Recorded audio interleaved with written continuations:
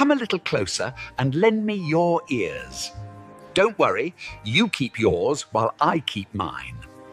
In each episode, we'll dig into the major stories, uncover the truth, and retrieve gems from Yada's blog.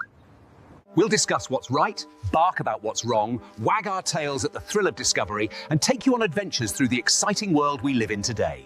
So, fasten your curiosity leash and get ready. Right then, coming to you with another episode of the Yada's Vlog on a Blog. Tomorrow's news, disseminated today. Let's dive in.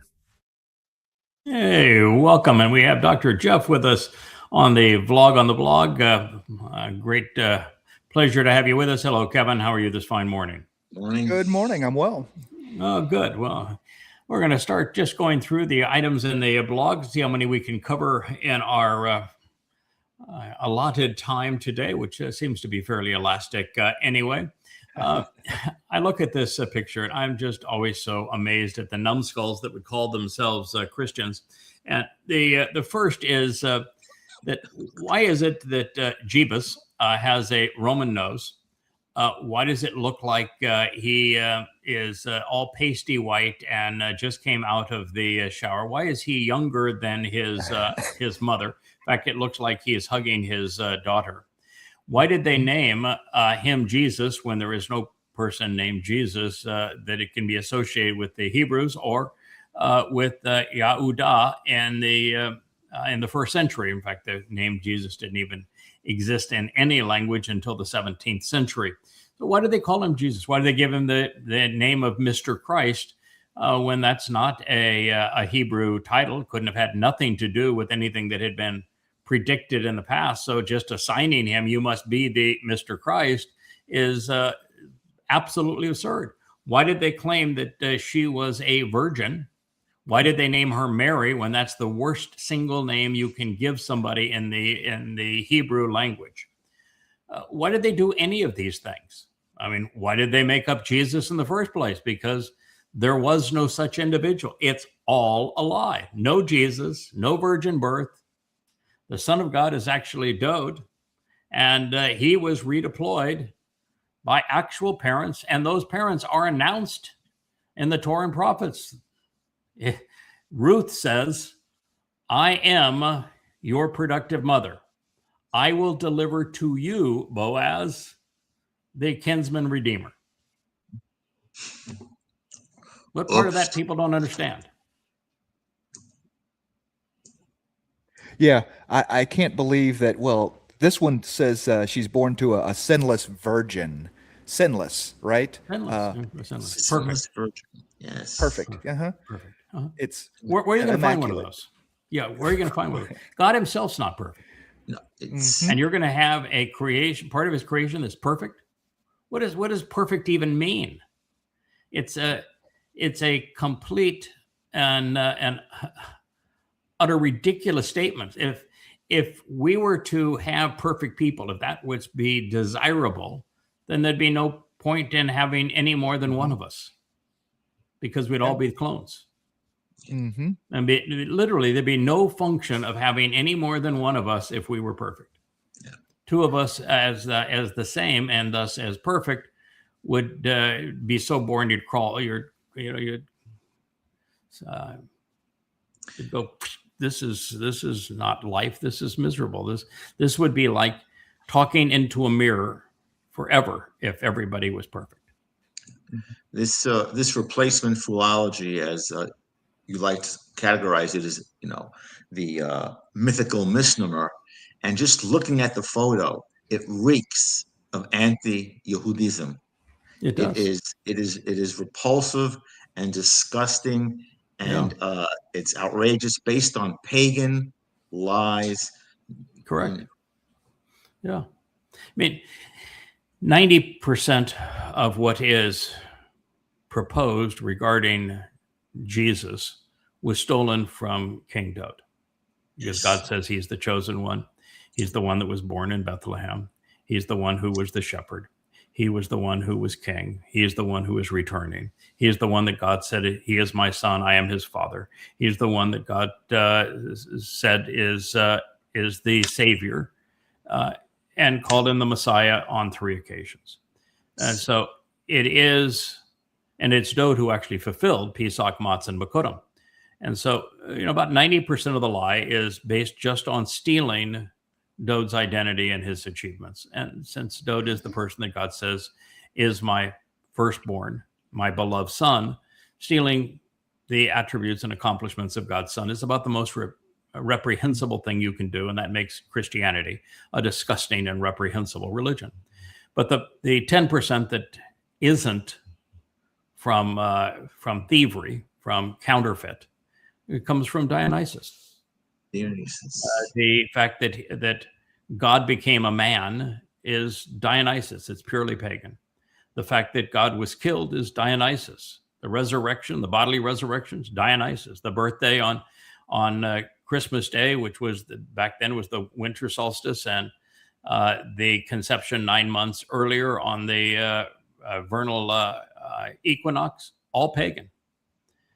So it's a blend of paganism, including the trilogy was paganism, with baptism was paganism, with thievery, identity theft. It's a deplorable religion, and it has suckered in 2.5 billion people today, and it is not a victimless crime because it has dehumanized and demonized God's people, Jews, for 18 centuries. It is reprehensible for all those people who call themselves Christians, who promote Christianity. You should be ashamed of yourself. God hates your religion, and if you're promoting it, he hates you. This lie is the most malignant foisted upon humanity, and has resulted persecution, destruction, and annihilation of Jews and Yehudim from millennia. And truth be told, it was a Jew by the name of Shaul who's responsible for propagating this lie and this myth.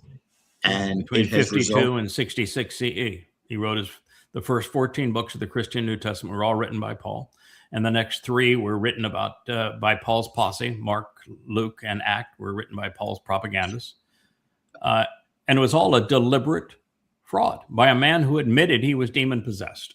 Yeah.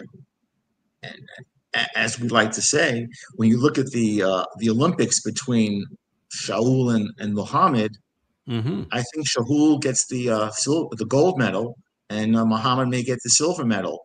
For worst man of all time. Yeah, I've long said that the worst 2 humans who ever lived were Paul and Muhammad, and I think in that order. If God had a hall of shame and were to list the worst humans of all time, they would be the worst 2. Yeah. Well, although Rahab's doing his best. Right now, there's going to be a really, really close race for pole position, because there's a third who has joined them. Yeah. Rahab. Donald Trump. Give him time. He's not done yet. Give him time, man. Right? He's over the next 7 years, he's going to earn, I think, the pole position and nudge out the other 2. Plato occasionally says that the man who refuses to participate in politics is a fool, because you'll be governed by your inferiors. I don't participate in politics. I'm not governed by anyone, including my inferiors. So, Plato and all of these guys were wrong all of the time. It's amazing that they are seen and venerated so highly. When they promoted absurd religious ideas, they were all Gnostics. And Gnosticism is the religion of Paul that permeates the Bible. And it's, about imaginary worlds, and this world being horrible, but the imaginary world was perfect. It's just absurd. And they pursued the Greek mythologies, and so they were wrong about most everything. including this one. And governance during even 90+% of the Greek experience was not glorious and democratic. In fact, it was never actually democratic. It was an oligarch. And when it was an oligarchy, it was maniacal. They imposed their oligarchical system on neighboring islands, not for the benefit of those islands, but for them to serve as tripwires so that they knew when the Persians were coming. And it was only for a very brief time, for the Greeks anyway, and only in one place, in Athens. And for a very brief period of time, there was an oligarchy there. And even during that time, the leader was called a king.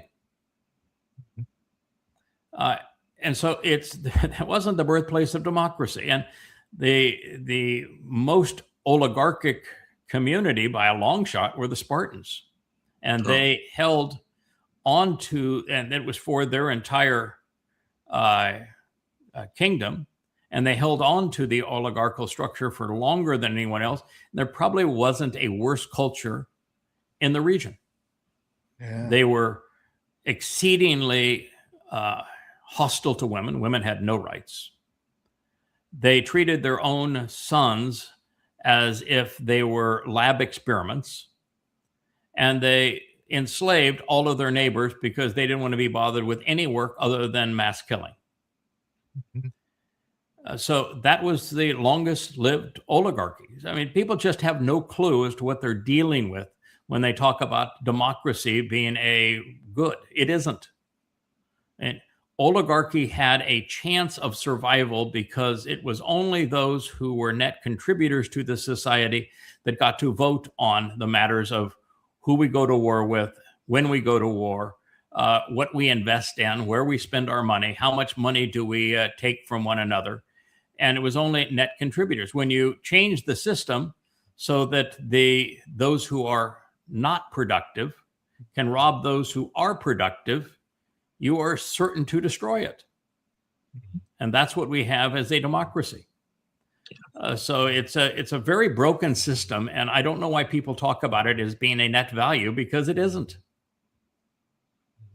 Yeah. I'm sorry. Go ahead, Kevin. No, go ahead, Jeff.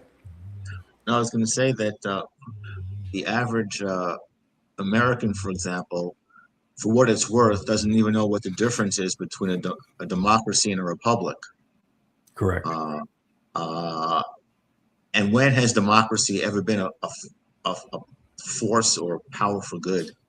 Ever? Yeah. Yeah. And the Roman Senate for a while was considered a republic, and that America is based upon that. That's why we have a Senate. That's why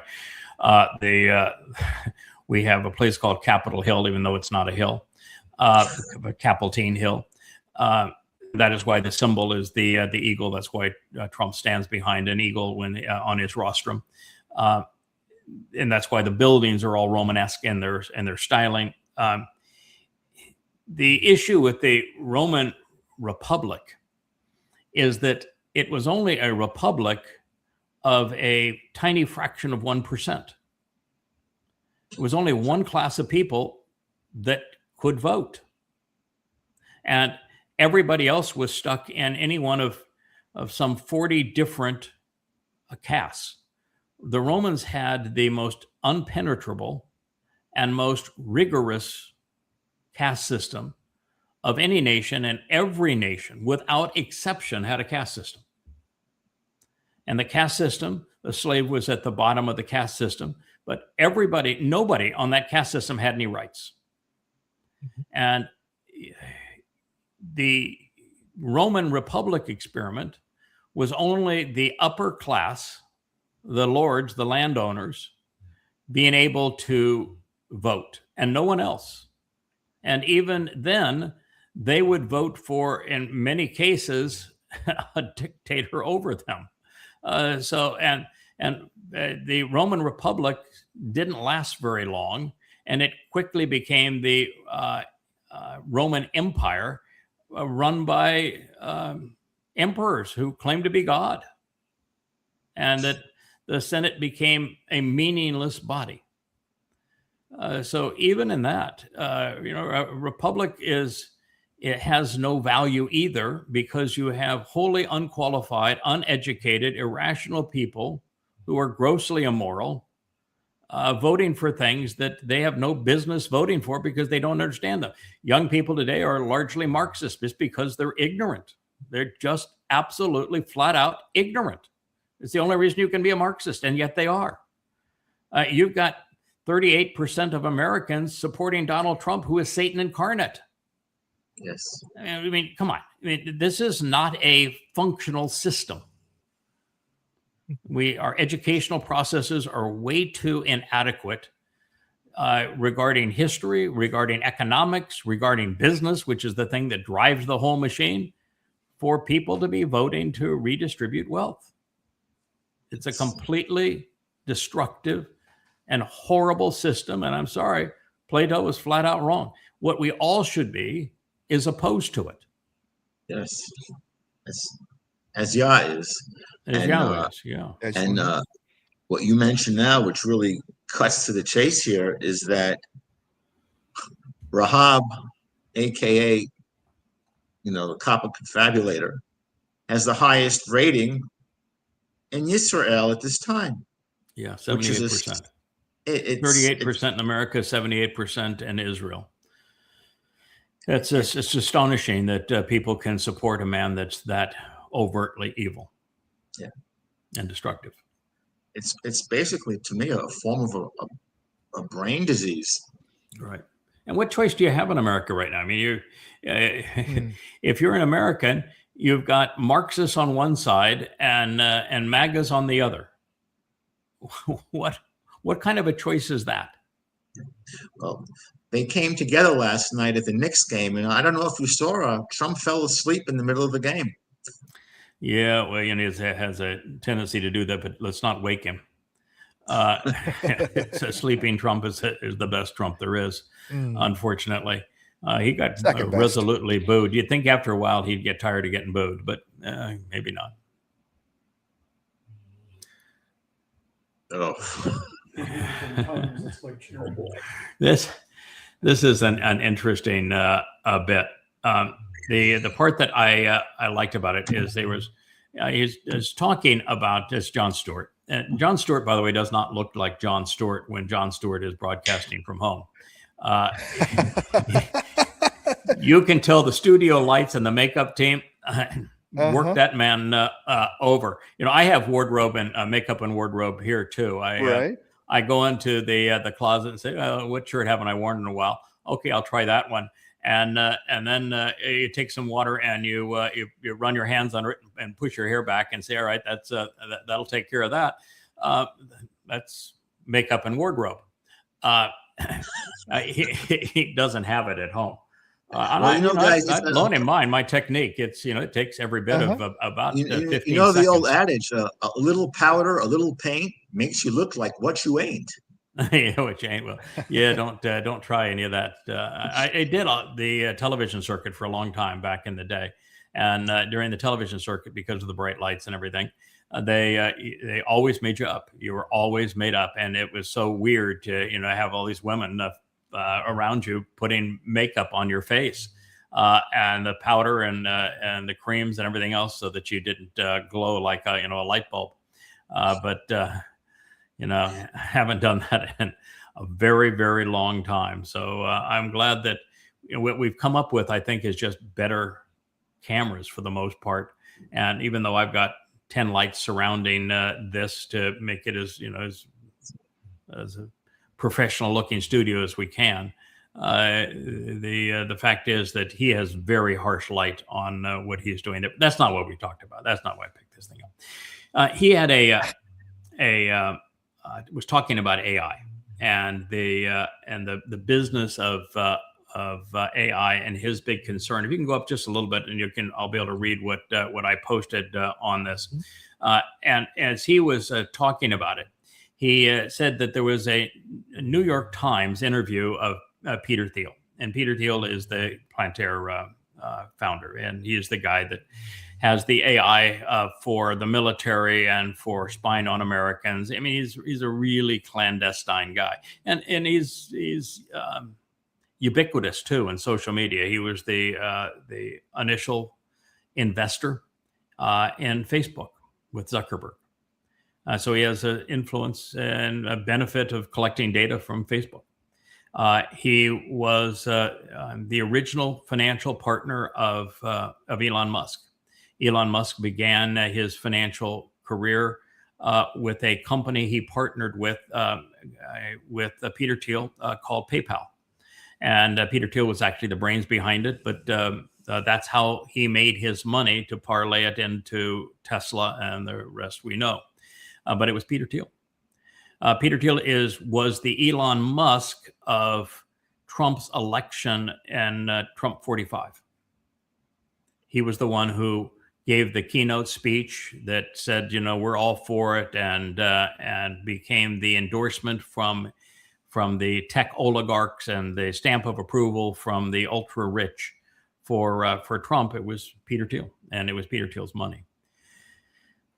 And having done that, he managed to get all manner of government contracts, particularly with the U.S. military, for his ability to spy and collect data on all of us. The really clandestine man.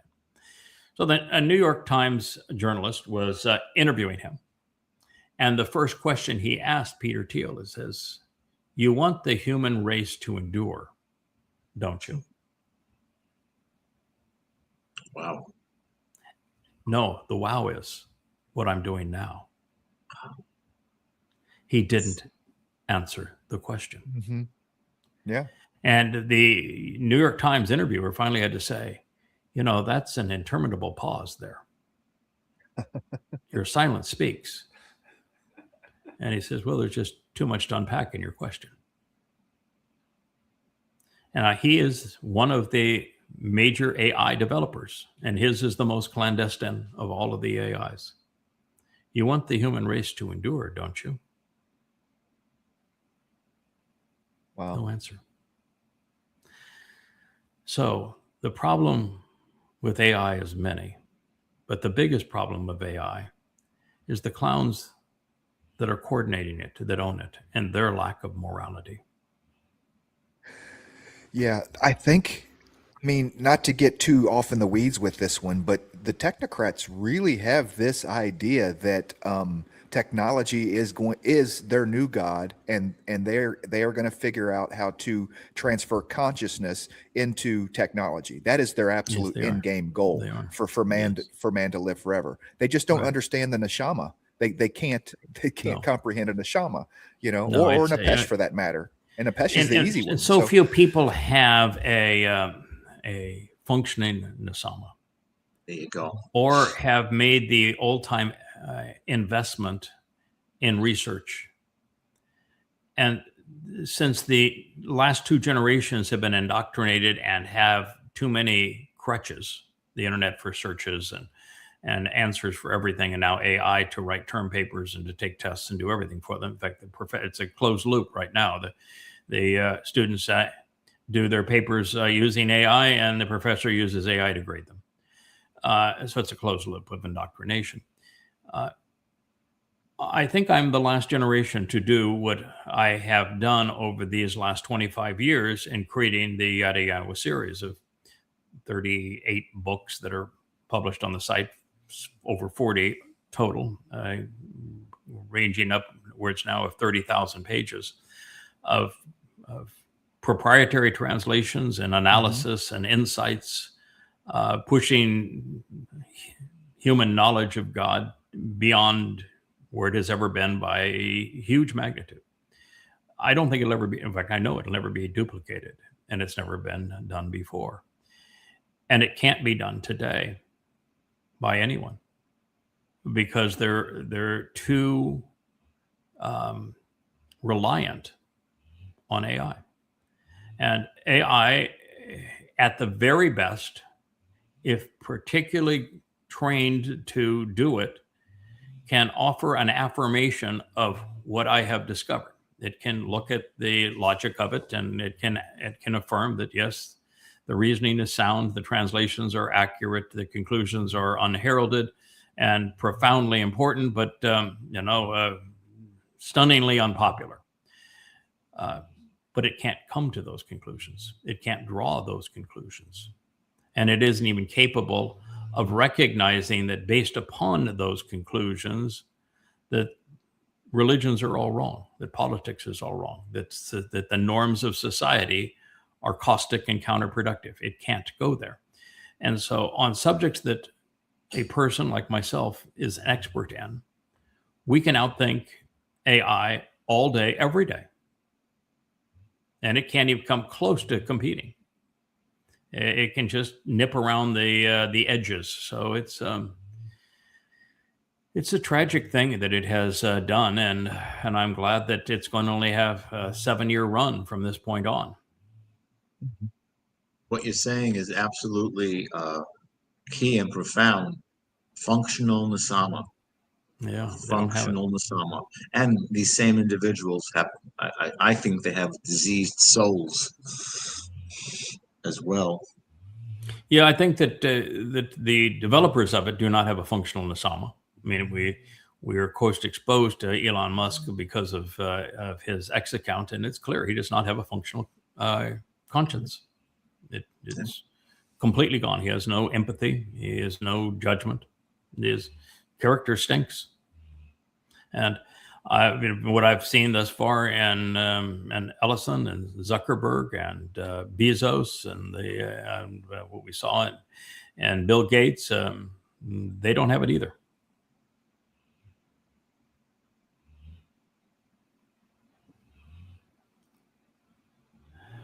This is one Dr. Jeff and I were talking about before we came on, the Talmud. Yeah. And what they always cite from the Talmud is untrue. The Talmud doesn't say those things.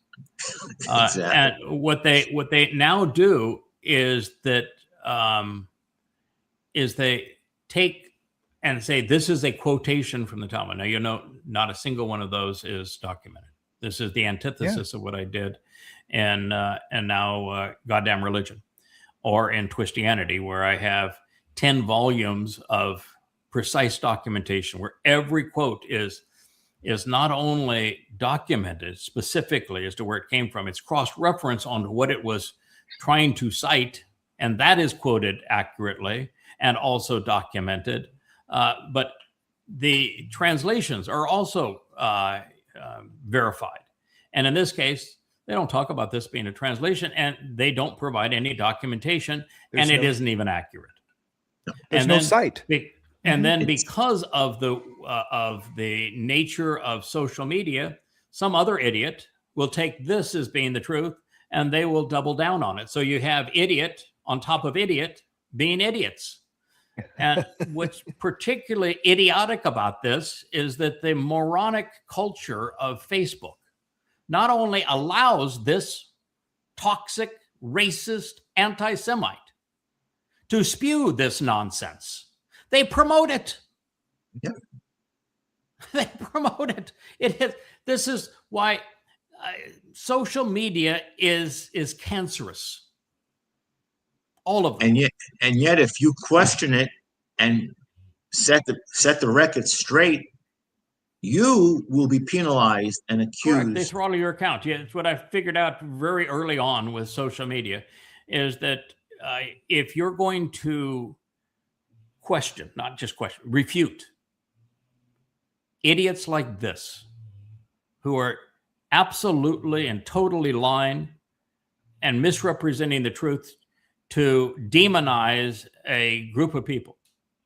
And if you point out that they are wrong, your account is throttled while theirs is promoted.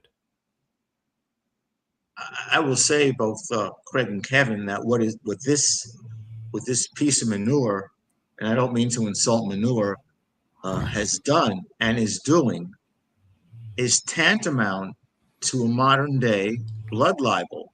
We know about, we've spoken about, Jews using the blood of Christian children to make matzah for Passover. Well, this is a modern day version of accusing the rabbis and Jews of doing Yes. what is stated here, and it's totally untrue. Now, no one, well, not too many people have more against the rabbis and the Talmud Than we do. I or we. Yes. But let's be real here. Let's be truthful. This is just pure out. Yeah. I would call it a blood libel and terrible conspiracy. Yeah. Yeah, and you know, the other part of it is, if you want to have a book that says kill everybody, kill everybody. Quran, go for the Quran. It's the Quran. Read the damn Quran. And the Quran exists because of the Talmud. If there was no Babylonian Talmud, there'd be no Quran, because the Quran is comprised of Talmud stories that rabbis sold to Muhammad. That is the essence of the Quran. And the Quran then goes from there to be a hate document that calls for the genocide of all humankind. And this piece of trash doesn't know that. Paul came out of the rabbinic school, right? Paul was the first one to call it. He studied Talmud. He learned how to argue and how to steal stuff. If it wasn't for the Torah, rabbis, from the Talmud. there wouldn't be, Paul wouldn't exist. And if Paul doesn't exist, there's no Christianity. Yeah, this piece of shit doesn't know that either. He doesn't. Yeah. As the story goes, but it's a really nice vest you have there. You really seem very professional in your vest. So kudos for the hairstyle and the vest there, pal. Paul sat at the feet of the sage named Gamliel, right? Yeah. Claimed to be the best of the rabbis, not just a rabbi.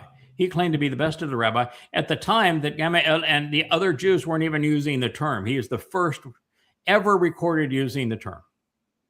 And then he uses the style of the Talmudic argument to present his mythical Jesus against Yahweh and Yahweh's testimony, where he never once, just like this moron, never once quotes God accurately, never documents a single quote, and never cites God accurately once. That's how Paul created the New Testament.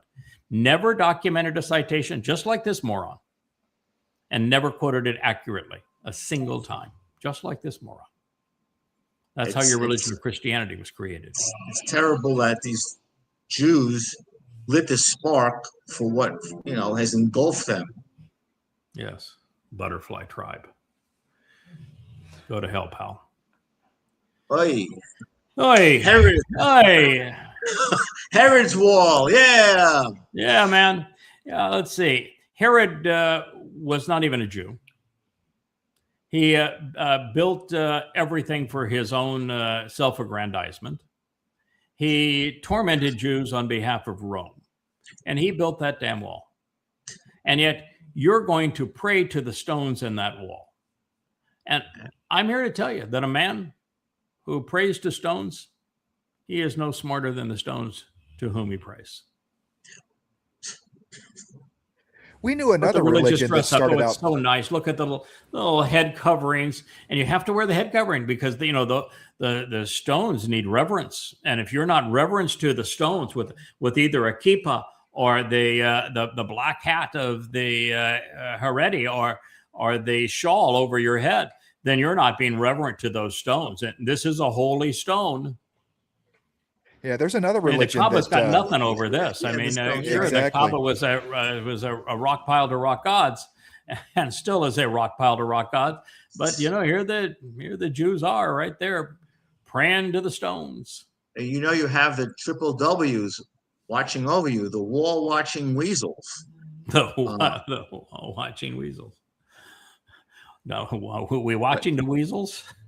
I mean, what the sad thing is, and I discussed this the other day with Kevin, is in the 6 Days War, the moment the Israelis captured Yah's real estate, most important site in the world, they, of their own accord, and perhaps with a little pressure from the United States, Moshe Dayan, gave it right back. When Moshe Dayan was scum. Yes. And by the way, so was the prime minister at the time. I know that Golda Meir is considered a iron lady, and they love her quotes and everything else. And she was wrong about everything. 67. And she, like all the rest of the leaders of the IDF, all of the leaders of the IDF, and all of the leaders of the Israeli government were communists. They were Marxists. They didn't give a crap about Yahweh or anything that had to do with his site. So they were just Marxists. And they were Marxists. I think every leader in the IDF was a Marxist. That's part of the reason why the leadership in the IDF continues to be exceedingly liberal and misguided. That's why 9/11 happened, because the Marxists it's not smart enough to know that the religion they're trying to partner with and embrace in Islam is wholly caustic to everything they believe in. Absolutely. And Marxism is stupefying. I mean, all religions are stupefying, but Marxism is particularly stupefying. Yeah. And that was the problem with Moshe Dayan, the problem with Golda Meir. It was the problem with all of the original founders of Israel. I think in 67 it was Levi Eshkol, in 73 it was Golda Meir, and then it was chief of staff was Moshe Dayan. But yes, that was the moment in time when they could have eradicated, eliminated those two scars and on the Temple Mount, and it's repulsive. Now when you see the head bobbers and this nonsense, it's beyond sickening. And it's going to come to an end. Yeah, the three initial leaders of Israel, though, were all the same ideology, and they came in fairly fast succession, because the Israelis did the same stupid thing they did with their star. I mean, they took the symbol of their demonization during the Holocaust, and they used it as the symbol for their religion and their state, and they took the government of their subjugation, and they applied it to their own country, and so they have a parliamentary system, and they went through prime ministers rather rapidly, but all extreme left. And the reason they were all extreme left is so many of the original group came from Eastern Europe, where they had lived under communism. That's all they knew. And within Israel, the existing Jews in Israel before 1948 were largely on the kibbutzim, and that was the first expression of Marxism and communism in the world. So yes. The group that became the IDF was a group of Marxist young men and women, and they were largely incorporated. That became the IDF. So you just had a whole series of Marxists initially. Yeah, and a Marxist system that serves only the rabbis at this point in Israel. I mean, I'm sure there's other folks that get the benefits of Marxism, if you would, the money or whatever. But it's the rabbis that really get, and the Haredi that get fat off that. It's interesting it's interesting right now that, of course, there's this huge uprising in Israel over the Haredi and their subsidies, and the fact that they don't fight in the IDF, and so they don't learn science or math, so that they are a net dependent on society. They become parasites. They actually shouldn't be drafted into the IDF, because they'd be a liability around any system, because they can't count, they can't think, they don't understand much of anything. And they're so indoctrinated that they can't be around women. Their food, their diet restrictions, everything about them makes them counterproductive. So they would be of no value, but yet you have these parasites that do nothing in a society where everybody else works. And the only thing you can do effectively is just tell them to go away, eliminate them. But then you have the left, where the Marxists are out the last week celebrating gay pride. I mean, I don't care if you're gay, lesbian, or whatever you want to profess. That's your business.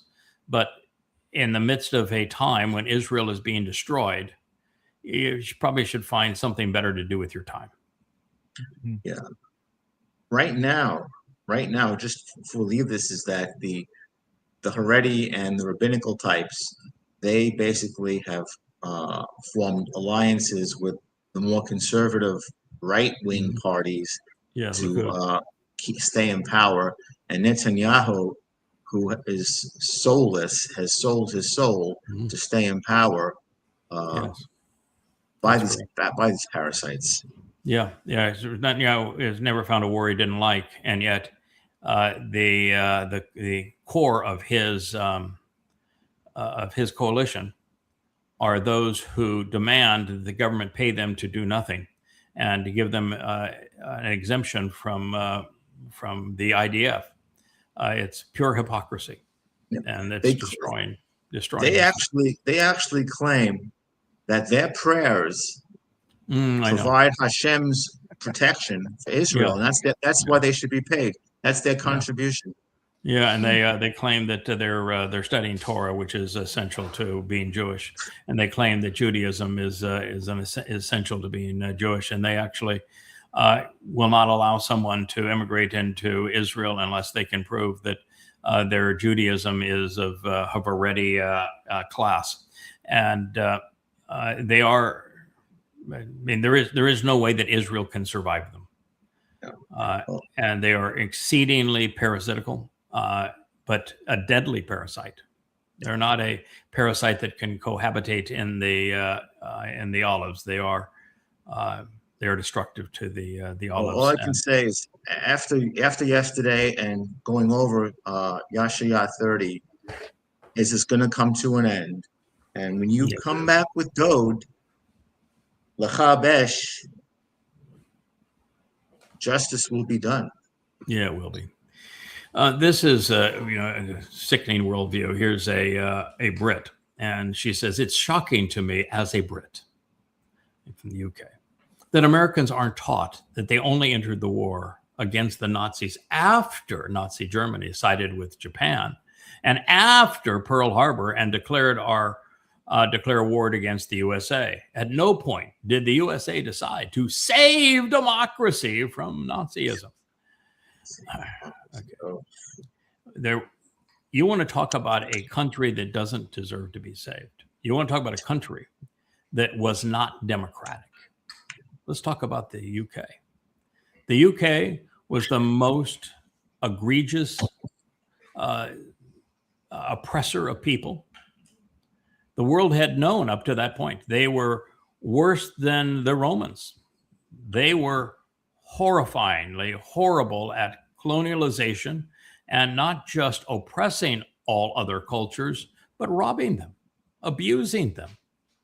They didn't promote democracy. They promoted total and complete subjugation and control. And they did it for centuries. And so if there ever was a country that did not recognize the value of independence and free will, it's the UK. If there ever was a country that didn't deserve to be saved from an oppressive totalitarian regime, it's the UK. And yet their disgusting nation was saved not once, but twice. So you want to shut up, Madeline Hanson. You're ignorant. You're immoral. You have no concept of what you actually represent. And it isn't democracy. Yeah, it's the sun never set on the British Empire. It's not the sun never set on the democracy that Britain spread throughout the world, right? So yeah, how did Hitler come to power? By the way, how did Hitler come to power? Votes. Mm-hmm. Votes, right. So. Yeah. That's your democracy right there. Yeah. Hitler tried to control Europe, just as the UK tried to control Europe and controlled at one point about a quarter of the Earth's population. Mm-hmm. And the history of the UK and India and in China in particular is really horrendous. Oh wow, I just despise this piece of shit here. And He's finally been suspended because he diddled the office staff, and he is just the face of evil. For those that don't know, this is the head justice of the International Criminal Court. He is the one that indicted Netanyahu and called him a war criminal. He's the one that accused Israel of genocide, and he is an absolutely maniacal, revolting piece of crud. That's what human excrement looks like. And there's a lot of them in the world. And many of them work for the United Nations. He just happens to be as bad as any of them. And you put a turd in a suit, it's still a turd. Mm-hmm. Yeah. Oof. Yeah, Dr. Jeff and I were talking. At worst, at the United States, all they do is disbar you for something like this, and then make you Attorney General later on. But yeah, of course. It's. I'm waiting for this, like you say, this piece of excrement to be called a victim. Oh, I'm sure he already is. In fact, I know he already has. He's called himself a victim. Oh, yes. God. So here is Richard Gere. Richard Gere's not looking so good in his older age, and he has this post. It says, "We're living in the darkest moment that I've experienced on this planet." Okay. Whoever thought America could turn like this? Whoever thought that a maniac like this would be president of the United States? How is this even possible? Because we went to sleep? Richard Gere. Yeah. Marxism again. Hollywood in particular, but the Democratic Party went Marxist. I know that when you use the term Marxist, it doesn't resonate with people like progressive or social democrat or liberal or woke. But bottom line, it's Marxism. Mm-hmm. That is what they're promoting, was Marxism. And it is pervasive in the Democrat Party. It's pervasive in the Hollywood left. And the reason you got this POS on the right, who happens to be Satan, is because of the Marxists and the Democrat Party. You took over the party and you didn't give mainstream America an option. You did this because you went so far away from what was reasonable. You didn't learn from East and West Germany, East and West Europe, North and South Korea. You did not learn the lesson of failed Marxism and the consequence. You didn't learn the lesson of there's 200 million people that are dead today because of the Marxist experiment in China, in Europe, and Russia. You didn't learn that experience from it. And because you didn't learn that it was a failure economically, that it deprived all people of freedom and of prosperity, and that it was deadly, diabolical, because you did not learn that humans, when you congregate together, are worse than you are individually. Mm-hmm. That's just what this happens. So you want somebody to blame for this, Richard Gere? Look at yourself. Look in the mirror. Look at those that you represent. Look at those who echo your sentiment. Yeah, Trump became Trump and became president because the left went way too far left. Paraphrase a philosopher who actually, I think this quote is quite accurate at times, is Santayana, about, when you don't learn the lessons of history, you are compelled to relive them. Repeat that. I would go when the lesser of two evils in American politics is Rahab. That you really have to think about what is Marxism. How evil is Marxism? Okay, I don't think actually the lesser of two evils was Rahab. I don't think that the world recognized that Donald Trump was Satan incarnate, or that during that period where he had lost the election and couldn't handle the embarrassment, where he was going bankrupt, and losing all of his properties, and where he was losing every criminal case, and the next three, each of them was going to give him a life sentence in prison. And so he was so desperate that's when he accepted Satan as his solution. And so the Donald Trump of Trump 45 was an egomaniac and narcissist, and he said unbelievably stupid things, but he didn't do much that was particularly terrible. And the administration was tore up, an agreement with Iran and said some dumb stuff, but he wasn't a terrible president because he accomplished very little, and the less they accomplish, typically the better they are. Mm-hmm. Trump 47 is an entirely different beast. He came back demon possessed, and so the narcissism is now narcissism on steroids. And he was always a psychopath, but it was not as evident. He was always a sexual pervert and predator, but it wasn't as evident. And so during that election, no one knew that they were voting between Cackles as a communist and Trump as the manifestation of Satan. And I don't think most people even realize that Trump is Satan today, even though it's obvious. Right.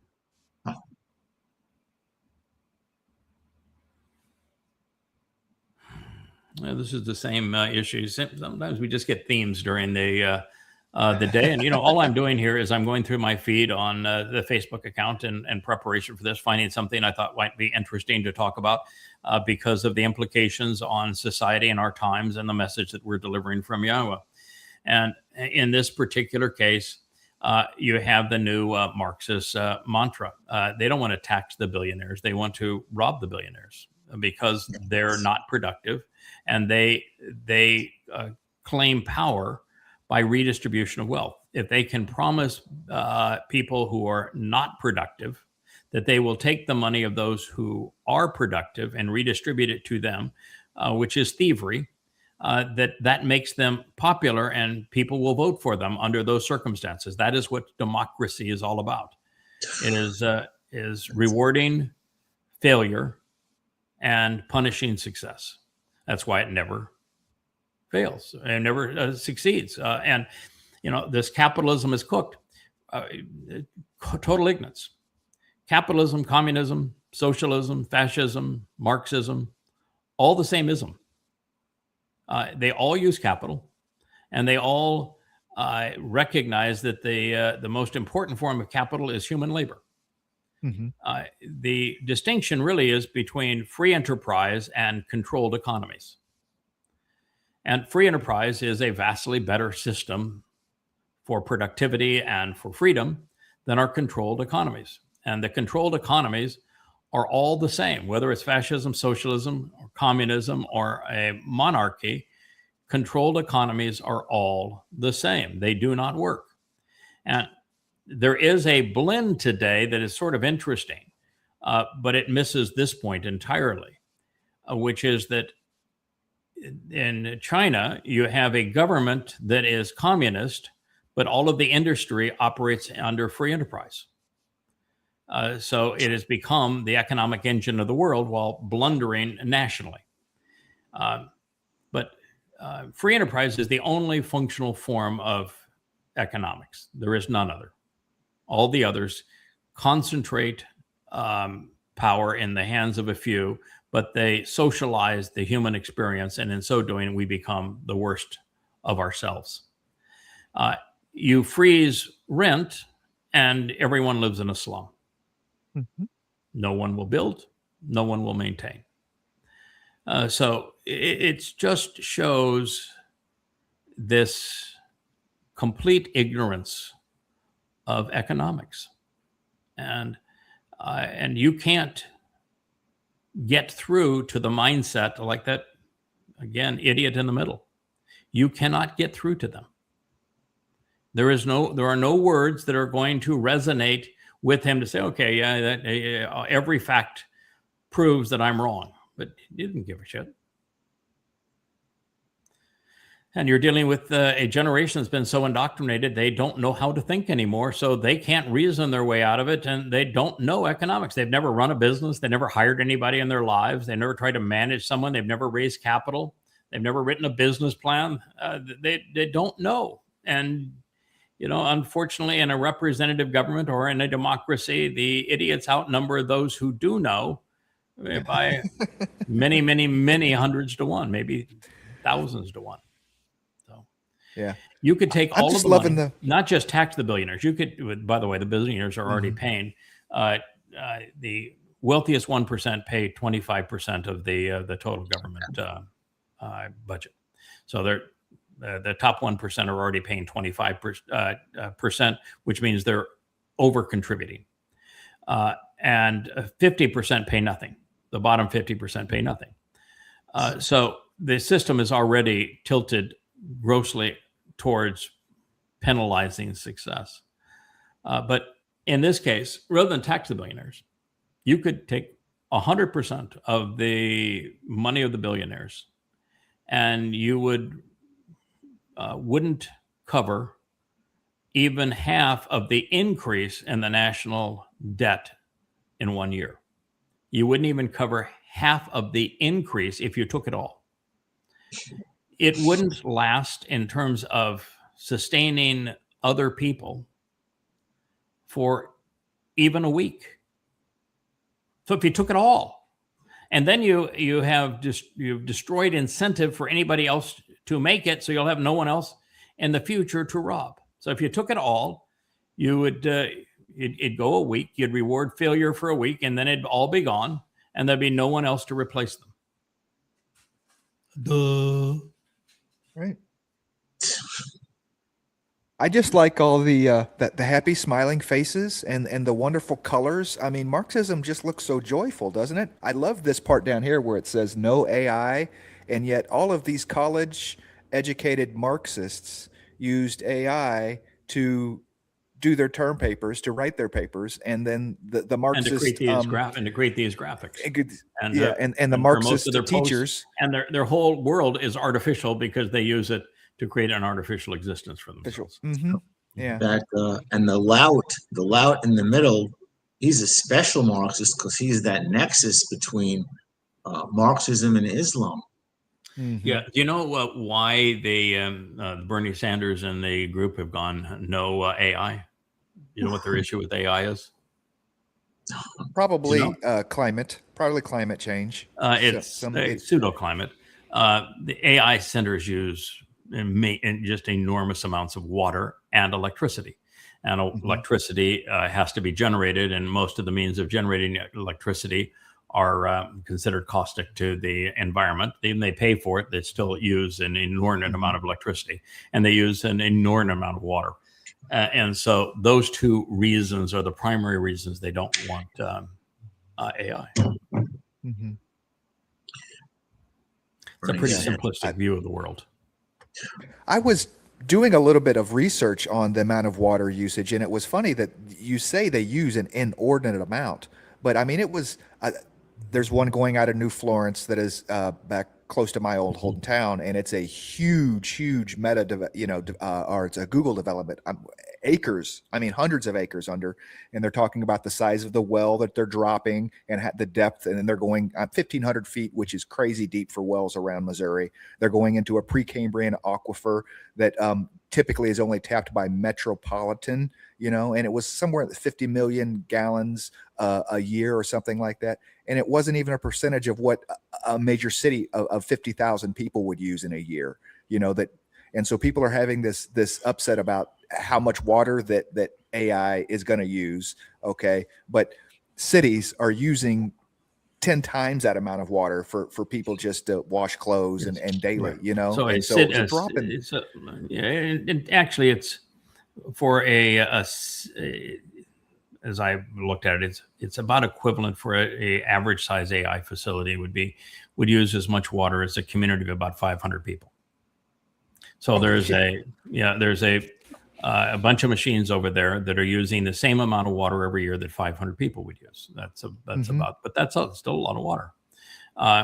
And we're going to get to that as we turn to the development in Arizona by the Taiwan Semiconductor Manufacturing Company, and why they put a facility in Arizona where the facility is only running now at about 5% of its intended capacity because they can't staff it. And they're still using 1 million gallons of water a day from the Phoenix metropolitan sources of water in a desert. And they're 1 million gallons a day, and they're at, maybe 1% of capacity. So it's there are serious water uses. Now, I don't have a problem with people using water because there's exactly as much water on the planet today as there was 1 billion years ago. But you ought to be smart enough to say, if I need a lot of water, I should put my draw on water near where there is a lot of water. So I don't know why you would put it in the Arizona desert, but they did. Two things working against you: no water and heat. It's like, come on, who was thinking, right? Yeah. Microsoft has bought 3,400 acres around Cheyenne, Wyoming, to put in a data center. That's a high plains desert. Yes. Yeah. It's again the same kind of thing. And you've got Elon building all of his AI chip facilities that also are huge water draws in Texas, and not in the part of Texas that's wet but in dry. And so you just go, come on, folks, what's going on here? Oh boy, the flipper flopper. I like flip flops, so I'm not got anything against flip flops. But that argument that Trump said, "I never said that I wouldn't start a war." You're lying. You must be stupid. Are you a crook or are you stupid? Those are the only choices. And he turned bright red and everything else. And of course, right after the interview, she played one of many, many clips where Trump is campaigning for president in 2024. And he says, "I will start no wars. I will be the peace president." And so, she caught Trump in an absolute lie. The flipper flopper. But hey, that's real hop, stock, and trade. You can't deny Satan what Satan does best, right? He wouldn't be Satan. Right. That wouldn't be fair. Fair, right? I like taking Sir Shorts to say you can't wear a hat. Grossly unfair. There was some hat. Yeah, there was some hat discussion today about whether I should turn it around backwards or not. So. Oh, okay. Yeah, well, I'm glad people are listening. This is good. All right. So this is a presentation on Epstein, which the world has largely forgotten. You start enough wars, you say enough idiotic crap that, people lose interest. And that's what Trump's been trying to do. Jane Doe number 4, at 15 years old,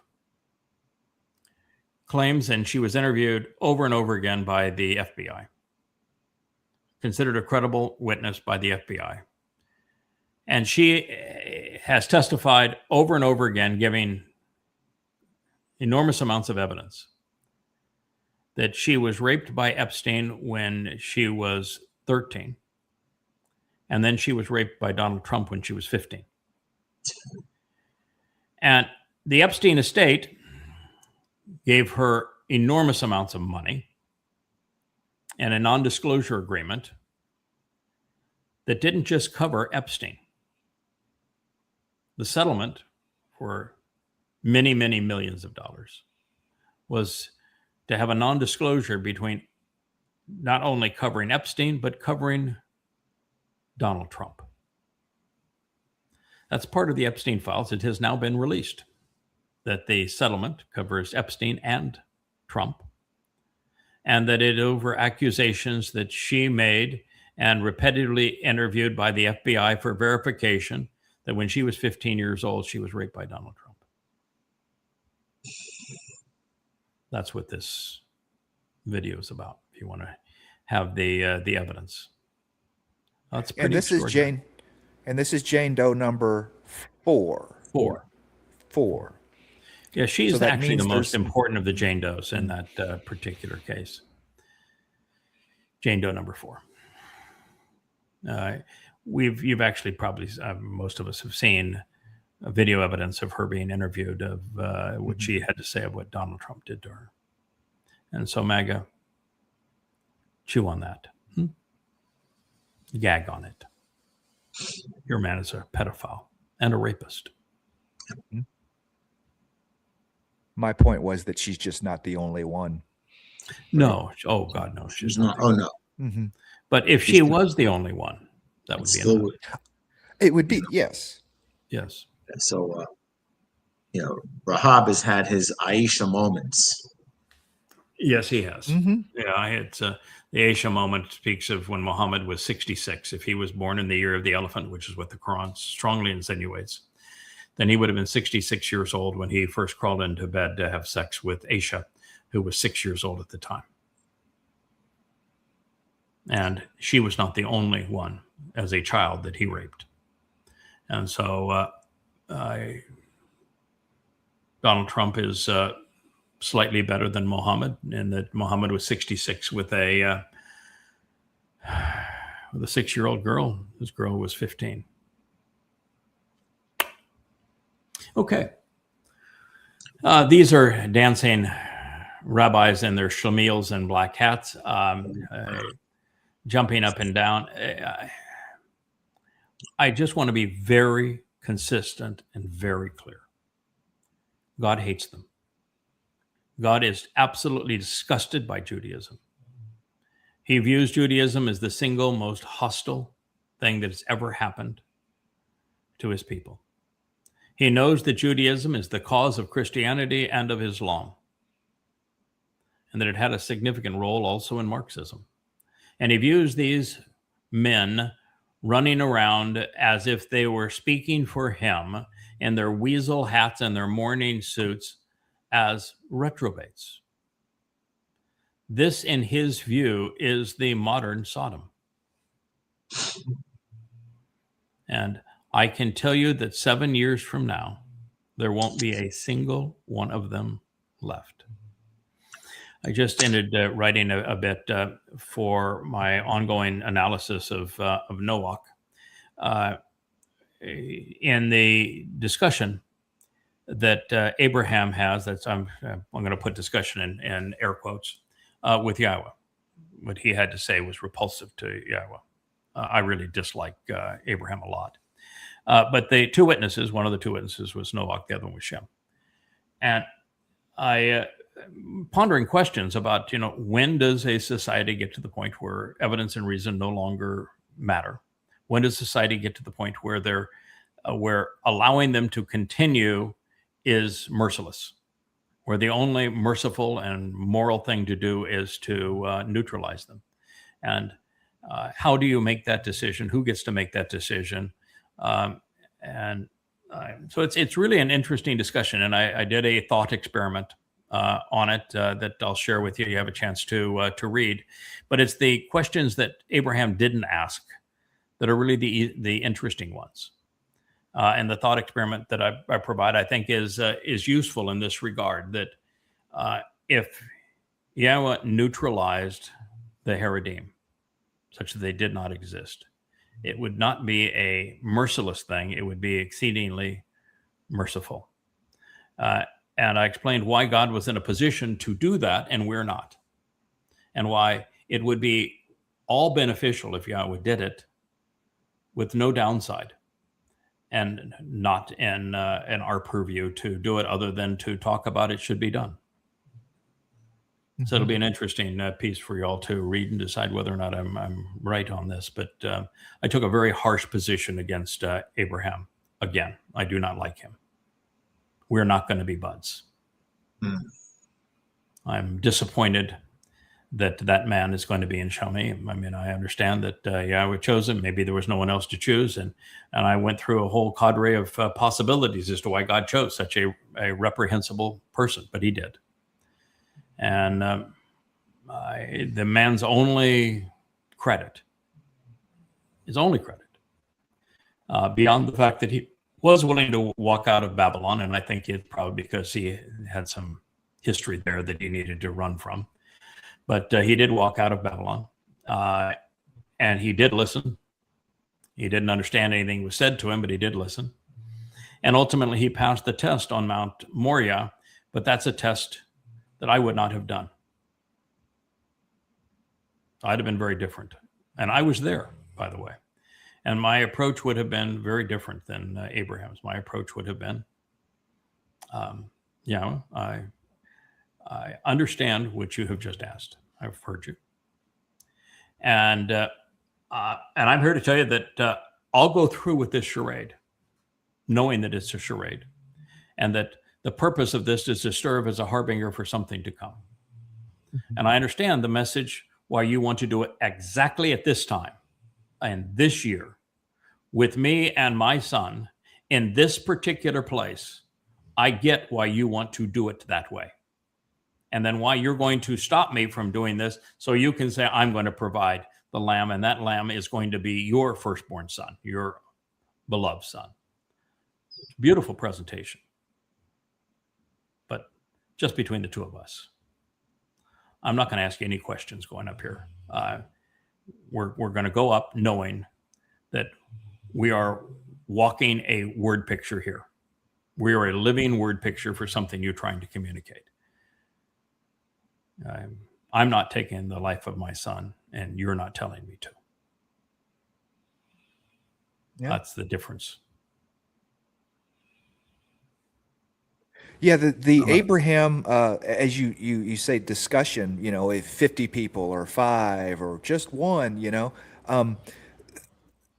that is interesting because Yah was very clear about clearing out the religious in the midst before Israel goes into the promised land. That was the whole point. We got to clear. No, it's a bigger point. No, it's a far bigger point than that. He wouldn't have known that because the prophecies hadn't been written. No, it's a far bigger point than that he actually did know. There were 8 against millions. We already played this game. There were 8. Yeah, absolutely. Mm-hmm. There were 8 and there were millions. Mm-hmm. Mm-hmm. And God gave that 8 the opportunity to avoid extermination. And then he exterminated the rest. We already played that game. That game's already been answered as to what he would do. So why are you asking the question? Right. When you ask God a question about something he has already answered, it shows that you disrespect him. Mm-hmm. So that question was already asked and answered.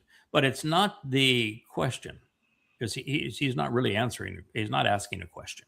He's making an accusation. And he's saying, by even suggesting this, you're reprehensible. He is actually condemning God. He is presenting himself as superior to God and condemning God for doing what is absolutely responsible. Mm-hmm.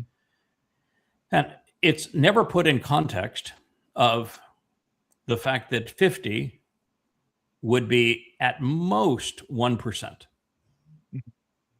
So you have a culture that has caused 99% of people to be caustic. And you're going to allow that culture to continue to fester and infect other people when 99% of those influenced by that culture are reprehensible? Mm-hmm. Why would that be a good decision? Why would that be a moral decision? Right. And why would you accuse the creator of the universe of being immoral because he was going to try to stop this cancer from metastasizing throughout his home? Mm-hmm. Absolutely. It is a harbinger of sukkah as far as a zero tolerance policy in sukkah. It's actually a harbinger for what happens on Taruwah, so that sukkah becomes possible. Taruwah enables sukkah, but yes, we're not going back to the garden without a Noach moment and without a Sodom moment, and both of those are going to occur on Taruwah. Taruwah is the great day of Yahweh because everything that needs to happen happens on Taruwah. Taruwah is even the gift to his beloved son. It's all about Taruwah. And on these guys, there's a special chariot, properly festooned and colored just for them. And it's going to take every one of their sorry souls into hell, into a black hole. All black chariot, black hole, Black hats, black suits, black hearts, black religion, no light. I will say, Yoel 2 goes into this exactly what Yah thinks of these weasels and miscreants. And as you've disclosed recently, going through Yashaya 30, 20 through 28, 29, 30. Wow. The events of fiery, and you actually become as the stem, the rod, and the sword. Yes. That's going to be your role. Yeah, I'm going to have the scepter on loan, but the rod, the spear, I am those things. The branch. The branch and the scepter belong to It's going to be wielded, Dowd. and that's what God wants done. So there is a person being sent by God who is going to rid Israel of her enemies.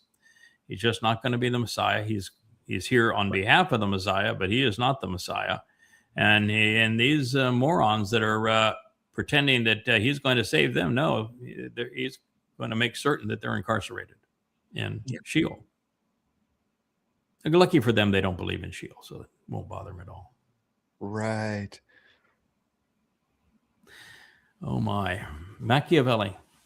Have you guys ever read Machiavelli's book? Machiavelli. Have you? Have you ever? You know his book? Machiavelli wrote a book called The Prince. The Prince, yes. The Prince. Machiavelli was an Italian. Lived probably in Florence area, not far from Rome. At the time, all popes were Italian because it was Rome, of course.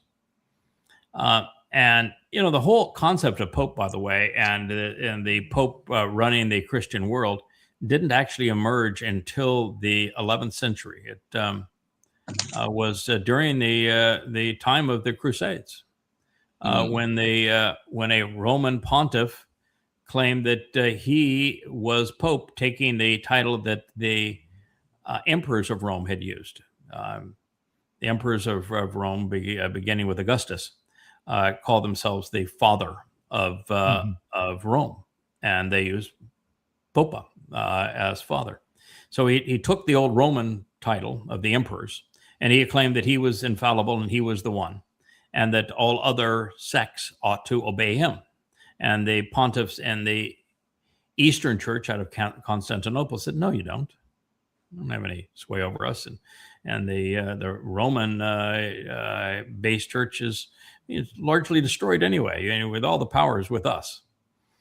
But that's when it began, as actually in the 11th century. So it's a relatively new phenomenon. It doesn't go back to Saint Peter by any stretch of the imagination.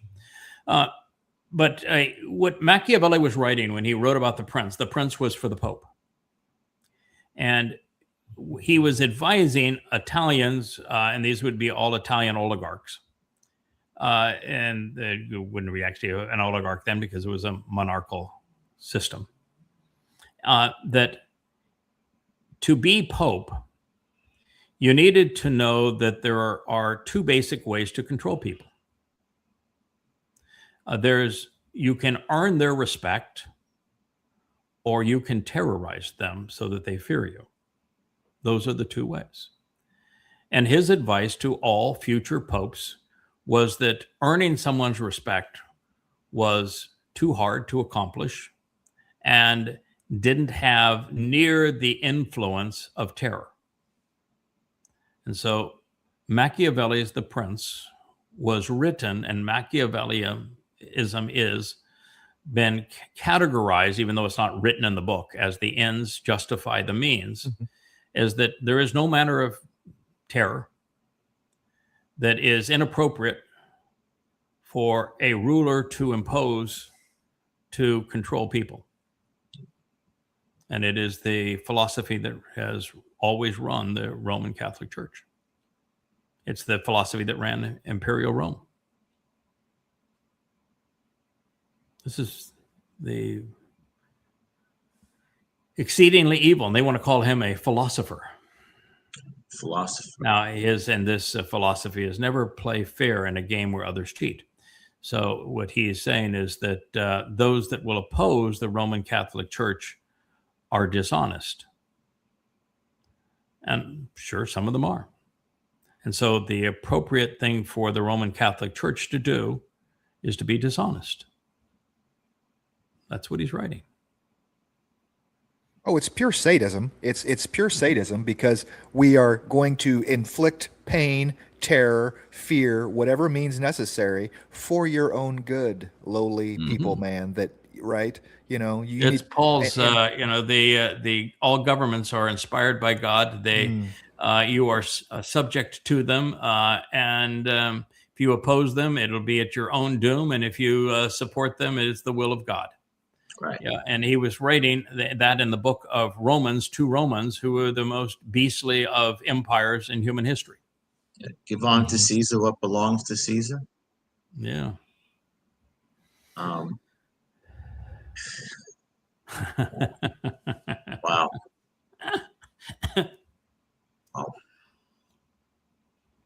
I can tell you, Dowd would never have made that comment. There is a 0% chance, because Dowd was actually king of Israel. He united Israel. He defended Israel. They were in the city that bore his name, the city of Dowd. Or in his house. And when he came back to fulfill Passover, I can tell you he didn't placate any Roman and say, and look at a coin and say, give unto Caesar that which is Caesar's. Right. Oh. Yeah. No. Absolutely. He said, you guys are lucky I'm here for one job. You guys are lucky I'm here for one job only. Otherwise, only one job. I'm here to do one thing only, actually, two things, fulfill Pesach and matzah. Matzah is the biggie. I'm going to go into hell for a heavenly cause. But you guys aren't really lucky, because there's none of you who are going to benefit from that. Not one. I just mean that. Yes, he would have been the ultimate rebel. It's going to have benefit for my people and for the covenant family, and nothing for you. And I'm going to return as king of the universe, and you're all going to spend the rest of your existence in hell. But, enjoy your day. Been fun chatting. You call me a king? Yeah, I am the king. I am the king of kings. Yeah. All right, so SpaceX, their IPO is valued at $1.7 trillion. And at this point, all they have done is lose money. Oh, here's a company that's done nothing but lose money, and it has nowhere to go. They are never going to build a colony on the moon, and they can't take a man to Mars. They have nowhere to go, and there's no place else they're going to go. So it's a company without any place to go, who is so far behind in the AI quest with Grok and his AI centers as a hobby, that not even in the conversation with these other AI giants. And X is just a complete another joke. Not even a joke. It's a cesspool. It's the worst of the worst. And so he bundled Grok and SpaceX and Starlink to create a holding company of all losers. And it's valued at $1.7 billion because people have no value. Nowhere to go. Nothing to do with it. All losers. And the same guy is the same fellow that has absolutely lost control of Tesla. Tesla's in free fall. Musketeer has profitable. Only protected by UF tariffs. Losing market share rapidly, losing sales rapidly, declining in margins rapidly. Their original car that built them has been canceled, and they're no longer making, even shut down the factories for the last car that they introduced. And so, all they're throwing is throwing shit against the wall. They got their new robo-taxi, and it's the ugliest piece of crap in the world. And so far behind the competitors, a day late, dollar short. And he's competing in an industry where he's not the technological leader in EVs. It's all taking place in China. And he's not the leader in robots. That's in China. he's not the leader in anything anymore, except orbital launch. And because NASA opted out, Boeing did a face plant, and Blue Origin, Bezos companies blew up its spaceport. Blew up. Yeah. So all he's got is defense contracts to launch satellites. That's what he's got. And he can't make a profit at it. $1.77 trillion in stock price. I wonder if as the currency devalues and stock price goes up because it takes more of that currency to buy those stocks, not necessarily. Of course. If it'll look good, at least, you know. Yeah, but how do you value a company that loses money and has nowhere to go and only has one real client, which is the U.S. government, and is way behind in the curve in AI? And this is a hobby for this man. It's not his prime business. How do you do that? Can you be that crazy? The only thing that comes to mind is Greenspan's irrational exuberance quote. Yeah, irrational exuberance. That's what we got. That rational exuberance is about to. Mm-hmm. Blame it on the rain. I wanted to pull that song. Yeah. For So this. yeah, he had that satanic meltdown. I mean, he really had a satanic meltdown. He turned glowing red and threw a temper tantrum when he was caught in a series of lies. She was pretty obnoxious as a interviewer. I don't think I would have put up with her either. But he was trying to deflect the fact that he was lying about everything. And he would talk over her, which is his way, when she was pointing out that, well, why don't you offer some proof? You're making all these big claims, but you never offer any proof for any of this. And then he made the stupid claim, I never promised there wouldn't be any, that wouldn't start wars. But he then said something about, you're lucky I'm here because it's raining. And then he went to this other meeting and he says, because it was raining, I lost my temper. I mean, what is he, the Wicked Witch of the West? And, if you throw a little water on him, he melts. Is that the deal? I mean, he knows he's demonic and water will cause him to melt. Like was it the Wicked Witch of the West, right? That you pour a little water on and yeah, exactly. Yeah. Does the witch in? Maybe that's his thing is that, well, I don't like water. Water's frightening for me. Maybe it's he's read the, Esra, Time of Trouble, and he knows that it's going to be torrents of water released from the Temple Mount during the sacrifice of the Adam Parah. That ultimately turns him into the equivalent of the Wicked Witch of the West. He's going to melt right there. Maybe he's read that. Maybe he knows that he needs to avoid water at all cost. Rabid animals are afraid of water. Okay, that is one of the Why? Why now? Why there? Mm-hmm. I mean, North Korea is a pipsqueak quantum. It only matters for one reason. I mean, the world wouldn't even know about North Korea existence because it's a prison camp if it wasn't for the fact that he manufactured nukes. And so the only reason that Z would be going there at this time, following his meetings with Iran, with Putin, and with Trump and succession, is because of nukes and arranging what they're going to do with nukes and doesn't want any traced communication, so he's going to do it in person. And that's the only reason for going there, is dealing with the exuberance that Fat Bad Herboy has for nukes and the fact that he is building them at reckless abandon, or because they were delivered to Iran and he wants to make certain that there's no tracing it to him. But that's really an interesting deal. And there doesn't seem to be an answer for that. I can tell you that the answer for what happened at the last summit all boils down to a single thing. The summit between Trump and Z. And China announced it right at the beginning. Don't interfere with Taiwan. Mm-hmm. That was the entire message. They didn't get beyond that. Don't interfere with Taiwan.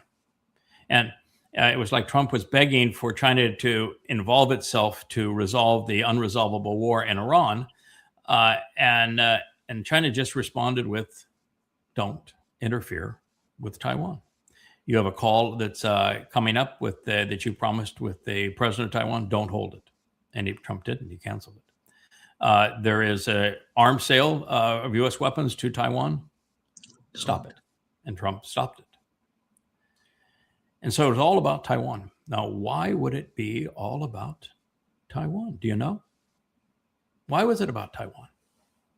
Chips. Chips. And not the kind you eat. Nope. Chips. Of the top end AI caliber chips, the kind that are also used in robots and automated driving cars and your computers and all this sort of thing. 95% of them are made in Taiwan.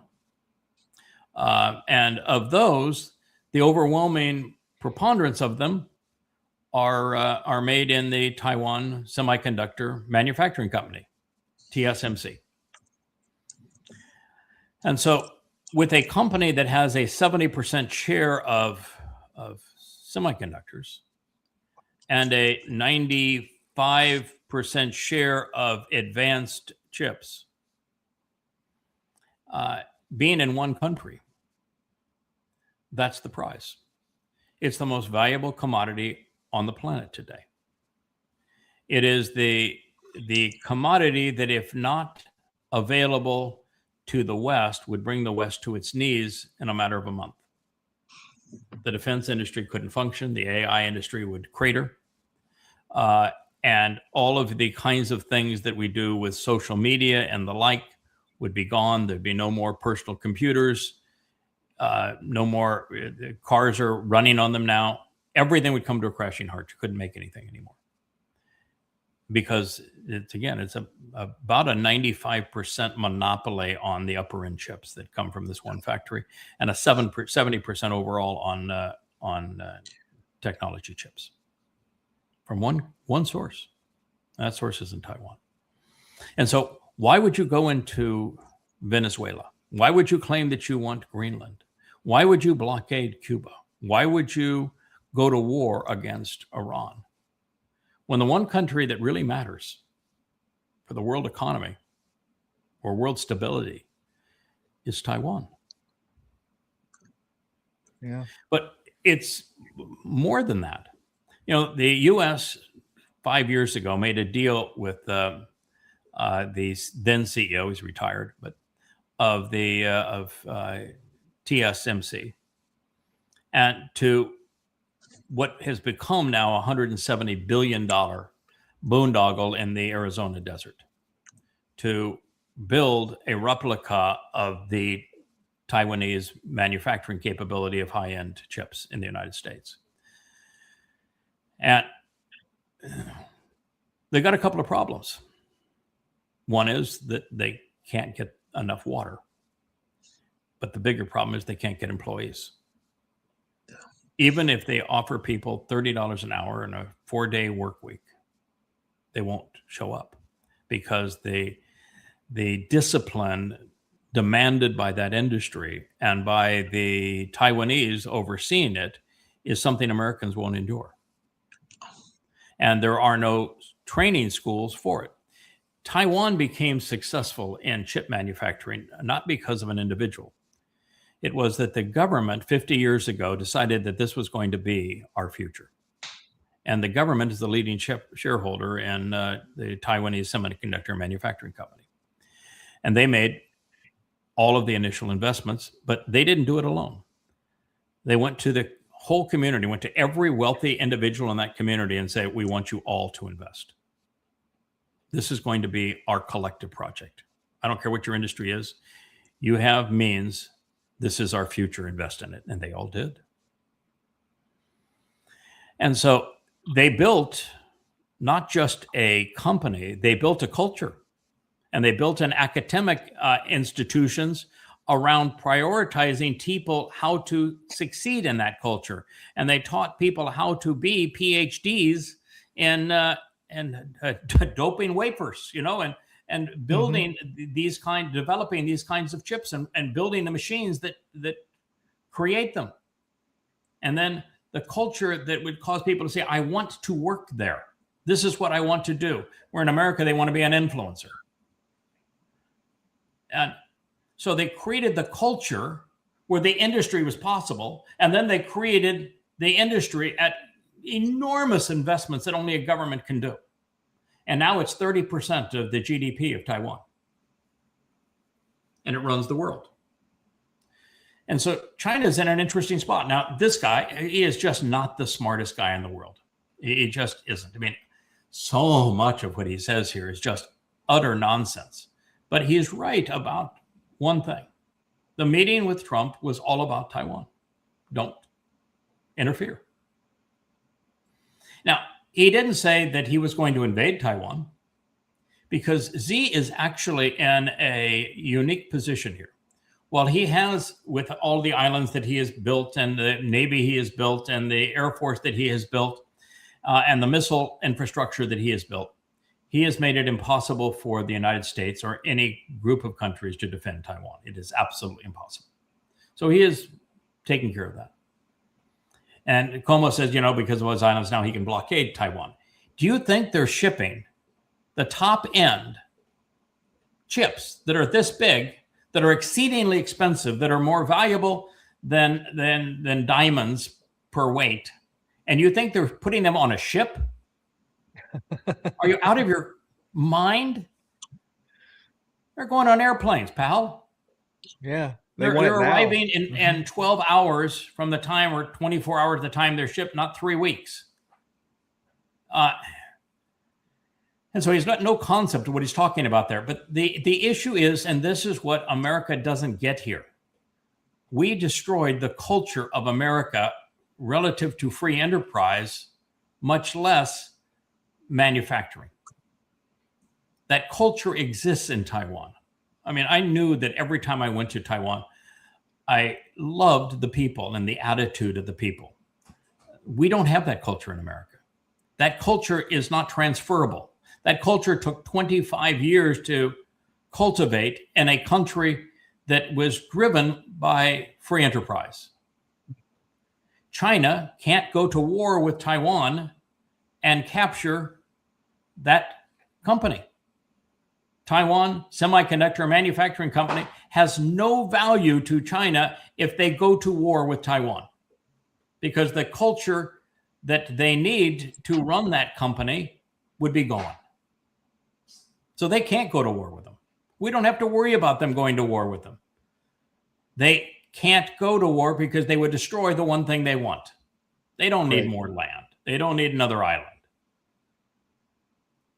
But even though they're now about 10% of, which is, I think they're now in the second position worldwide, with South Korea being 3, and there's nobody else that even matters in chip production. The United States would be 4. They don't get TSMC if they go to war with Taiwan, because they would destroy the culture that runs that company, and it's the culture that matters. It's why you can't just go and build the machines and put the buildings wherever you want to. In the United States, spending up to this point $170 billion, and the chips that are making are like third generation, when the rest of the world is in the 12th generation. Wow. And you're dealing with something that's very expensive to make and has very high-tech machines making it. But all of the managers and the foremen over those machines are thinking people. And you can't replace those people. And those people are more valuable than doctors. They're wearing pagers at night. They're constantly on call, and they're going to monitor their machines, because the big issue is yield. And when a machine stops performing properly, you've got to deal with it immediately because of the supply and demand consequence and the cost of scrap on these things. You have to make them in enormous quantities, and you have to know how you go from a prototype to mass production. And they have the experience to do that. But it's the culture. That culture doesn't exist anywhere else in the world. So the Chinese can't go to war with them. The only thing the Chinese can do is to keep the rest of the world out, to keep Taiwan so that it can't go to war and defend itself with China because they don't have the weapons, they don't have any support. So they can go to the Taiwanese and say, we'll make you a deal. Here's the deal you can't refuse. The whole country will be a free enterprise zone. You can have your own government over that free enterprise zone, but you're part of China. We are your government, and we're going to allow the entire nation to be an enterprise zone. And under that basis, the chip manufacturing would continue. And China would have the benefit. And the rest of the world would lose. But that's what China can do. And we don't know if Xi is smart enough to pull off that plan. But the only way you can do it is to have Taiwan recognize they're indefensible, that they have no allies, and they don't have the weapons to confront China. So rather than obliterate the population and destroy the whole thing, why not accept this proposal? And I think that's what we're headed towards. But that was the entire meeting. It's the only reason that Xi agreed to meet with Trump between Iran and Russia, and then going to North Korea. He rallied the troops around his allies, but he put Trump in a really, really, really difficult spot. And Trump has already canceled the conversation with the president of Taiwan, and he has announced that the weapons are on hold. Well, we still give direct to the other side, but we've actually done the only two things that matter to China. China can still buy chips from Taiwan, right? I mean, there's no. Oh, they can't. Oh, no. Now I understand. Okay. The United States doesn't sell weapons to people without extracting a pint of blood. And the pint of blood was, you don't offer any of your chips to anyone in China. No. Now, the difficulty of all of that is, most of electronics, computers, smartphones, the like, and advanced auto parts, everything are made in China. And so for them to be made in China, the chips have to be shipped to China to assemble into those components. So what the U.S. has restricted is the thing that TSMC is best at, which is these AI caliber chips. And so they have not shipped those. Now, in the past, one of the things we've learned with China and with most countries is true also with Iran. When you put sanctions and embargoes on countries where they can't get things that are vital to them, and if they're smart, they develop them. And that's what happens with Iran and missiles and with centrifuges and the like. They invented them. And China is becoming the fastest growing chip manufacturer in the world today. It's because these kinds of embargoes never work. Yeah. So there you have it. In America, the enterprise is manufacturing really low grade chips relatively in Arizona. They're in major wars over water supply, and they have tried all manner of partnerships to cultivate a workforce, and they can't get employees.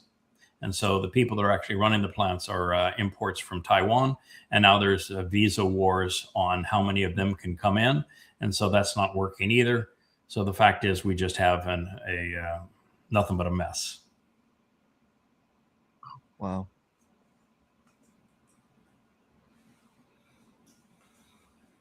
This from you. Yeah, you got Amalek. The rabbis with their Samils, their weasel hats, and they're burning an Israeli flag. No, they're not. They're burning a homemade flag that looks like a. This is a bed sheet that they painted on. They're too cheap to even go buy a flag to burn. Yeah, and I think it's an effigy too, so that it's it's got little tenny rompers, and I think they probably made an effigy that was wrapped in a Israeli flag. They are reprehensible. This is the scourge of the earth. Rabbis of all varieties of ultra-Orthodox Judaism are deadly, toxic disgusting reprobates that are universally hated by God. And they cast a pall upon the remaining Jews in the world. They do. They're out there Israeli flag. Yeah, homemade Israeli flag. Can't even buy an Israeli flag. Oh yeah, dancing. What a goon. Mm-hmm. Yeah. Your little curly cues. Like you're pretending that that is you're doing something that's Torah. Yeah, weasel hats and curly cues. That's where do you find the curly cues and the Torah? Is that the Burger King there? Who was that kid with the crown? Oh, look at that. It's just disgusting. It's so hard to be supportive of Israel. I mean, I'm sure it is if it is for us. Can you imagine Yahweh saying these are the people that I chose, and oh my God, they are so disgusting. And perverting your children to the third and fourth generation. Absolutely. If you were driving by that, what would be your response other than what you doing, Rabbi? And they're standing across from a school. Yeah, they just, Oh, and they're celebrating Purim, which is, of course, from the Book of Esther, which is a complete and utter fraud. Yeah. How repulsive they are with their bed sheets. You know the story with them as well, right, guys? What's that? That they cut a hole in the sheet because they don't want to have actual physical contact with their partners. I'm sure their partner doesn't want to have physical contact with them either, or to see them. Can you imagine that creep making love to you? I just no, I cannot. No. Okay. I gotta order you guys some. I need to order some Zofran right now. That's encompassing. It's just, oh my God, they're frightening. They're disgusting human beings, and they're pretending that they are representing God when they are nothing but caustic to God. They are reprehensible to God. And they will even Taruw'ah is the term that God would use to describe them. Cozy up. They cozy up to the Fakistinians, wear Fakistinian flag. I mean, you just don't get lower than it. There's just no lower place that Right. So I've got no problem. You want to criticize your government. I'm going to criticize Netanyahu. I think he's a disaster for Israel. I think that the rabbinical parties in Israel are as bad as the liberal parties in Israel. They are a disaster for the country. It's a shame that the country can't create a constitution. It's a shame that they continue to think that war is their better option as opposed to intelligence, and that they're destroying themselves. But I'm going to give my life for them. So it's one thing to criticize what they're doing wrong. God does all the time. It's another thing just to be obnoxious, which is what these idiots are. Well, burning the Israeli flag and effigies of their leadership and besmirching the state of Israel. I'm going to tell you something. If there is no Israel, we are right back to the Holocaust. And if you're a Jew and you want to condemn Israel, then you need to know in this anti-Semitic times that we're in right now, without the state of Israel, there is another Holocaust. Israel is what is standing between you right now and the Holocaust. Just beyond brainless. They are just anencephalic morons. And they don't read their own Torah and prophets. They read their Torah and prophets, they wouldn't be religious. God hates religion. God speaks vehemently against them. He is angry at them. And read their prophets, they would throw away the Talmud. They would throw away everything associated with Judaism and come clean. But you can't reason with them. This is the point that, if I had been there with Yahweh when Abraham asked his stupid question, I would have said, God, when do you get to the point with a culture that they're beyond evidence and reason, where there's no way to talk them out of where they have gone, where the only thing that you can do is neutralize them for the damage that they're doing, and that there is literally no hope for them? What are the signs that a culture has reached that point? And I think that had been a really interesting discussion, but that discussion did not happen. But I can tell you, we're witnessing it here with these rabbinical, Haredi, ultra-Orthodox types, is that they have weaseled themselves into a position where they are just, they're not just parasites, they are malignant, and they have metastasized, and there is no cure for them. Once again, you're feeling me. I liken them to a deadly infection or a rapidly progressive cancer, or both.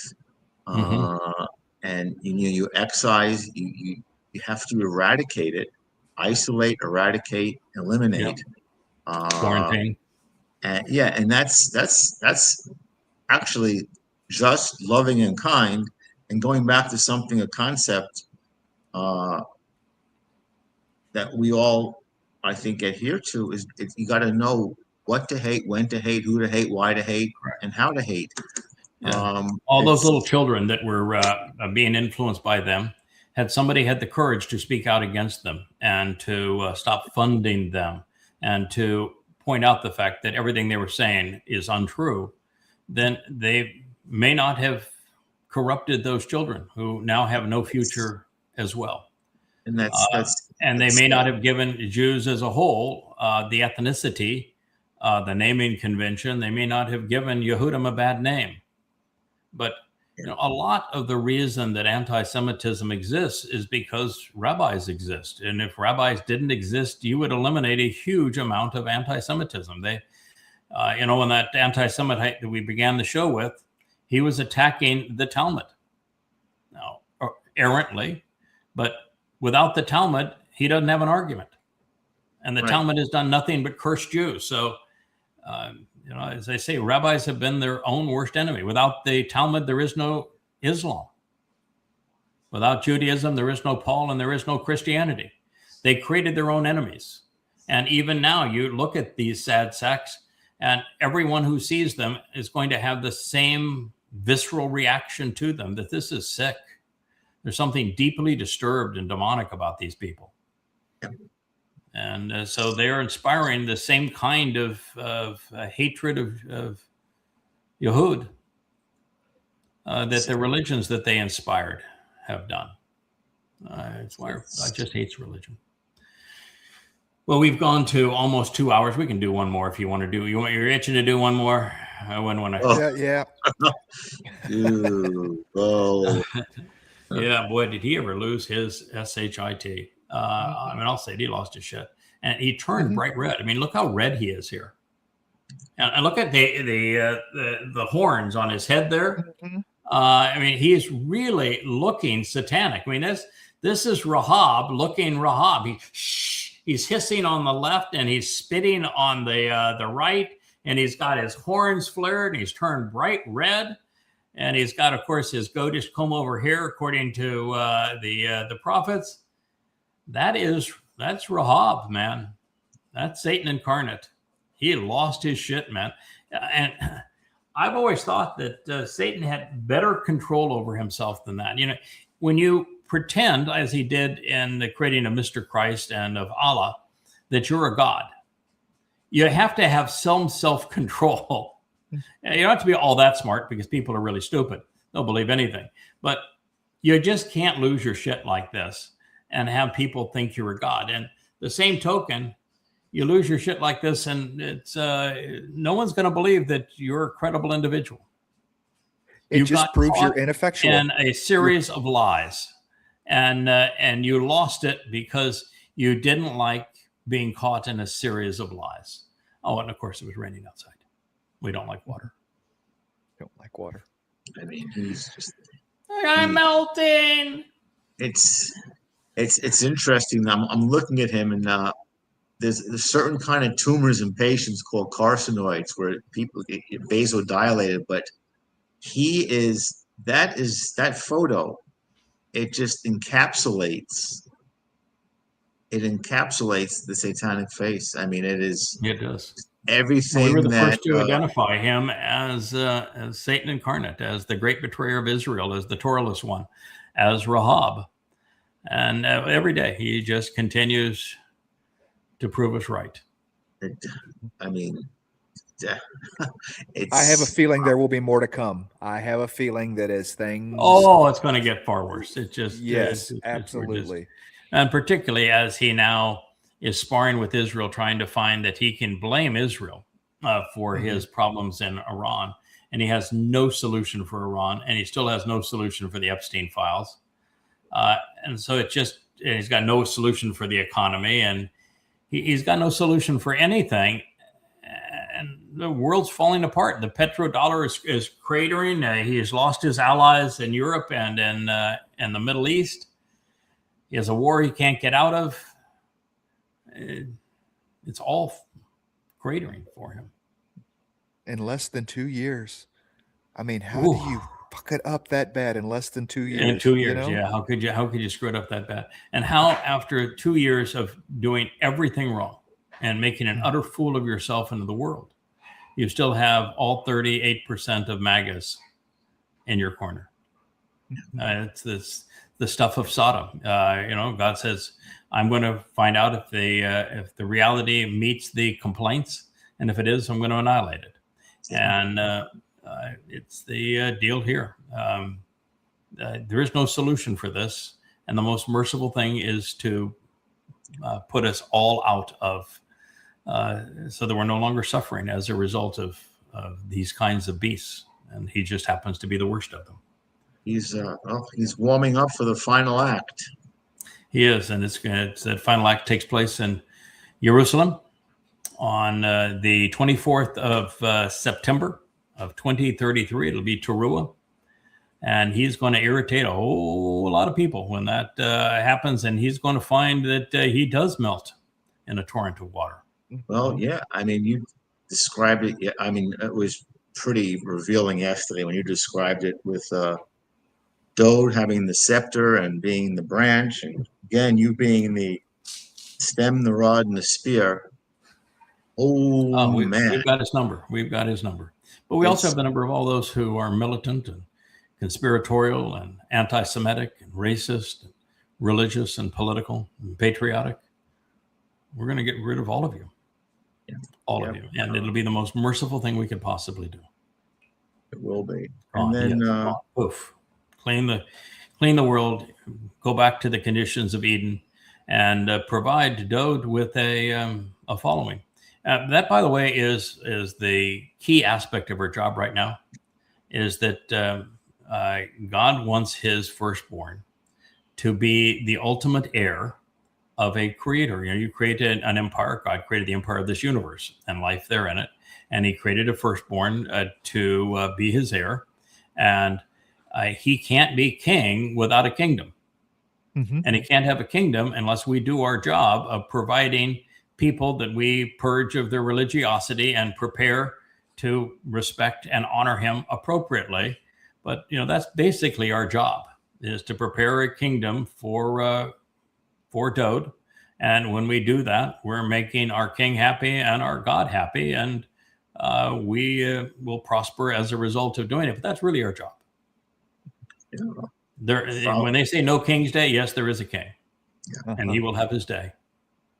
Following the war, only 7 years from now. Following the war and a righteous indignation, and use the terms, halabana and ha-chama. After the 7 days, Dowd will get over it. He will. The bittersweetness will turn to joy when he takes on his bride. He will. She's going to be beautiful, and she's going to be bright, and she's going to be dressed in stars, and he's going to come back as brilliant as the sun, and it's going to be a beautiful wedding, and then a honeymoon during Sukkah, and we're all going to be there to celebrate. It's going to be a great occasion. When you have God attend your wedding, that's pretty good stuff. Yeah. Speaking of something, I just want to do a shout out. Yes. To Shannon and Mary, and I love it. Call the Next Witness. Congratulations. I'm pretty certain. I'm not. I can't swear to it, but when Shannon was here, and he would talk about the people that he met as he went around the country. And there was, and I didn't pay attention to all the names. There's so many names of people he met. But he kept on mentioning this one woman that he said, boy, it was really a nice time that I had with her.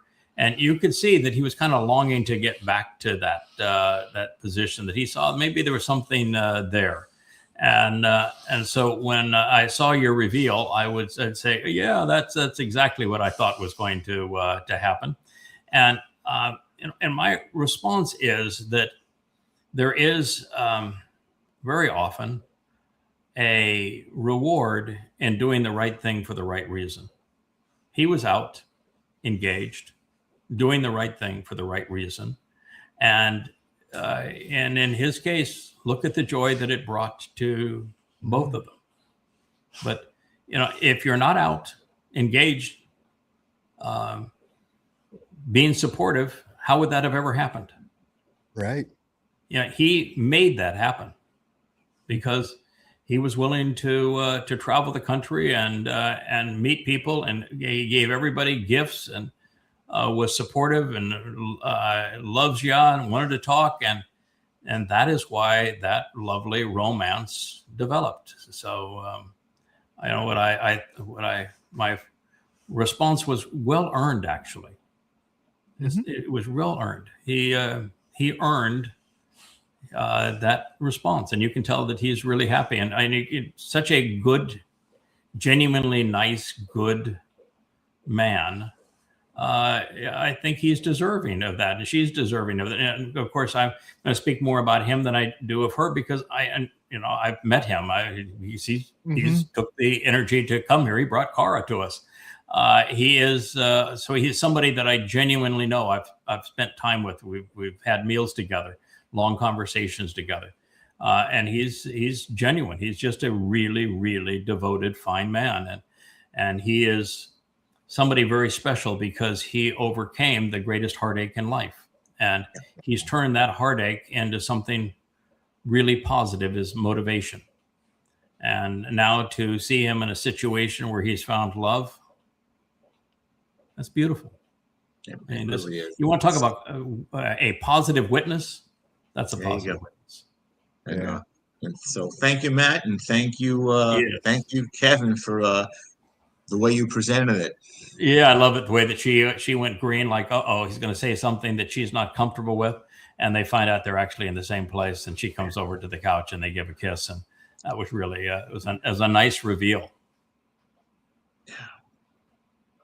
Yeah, worth seeing. A delightful moment. Thank you for bringing it up, Jeff. Thank you for being part of that, Kevin. It was lovely.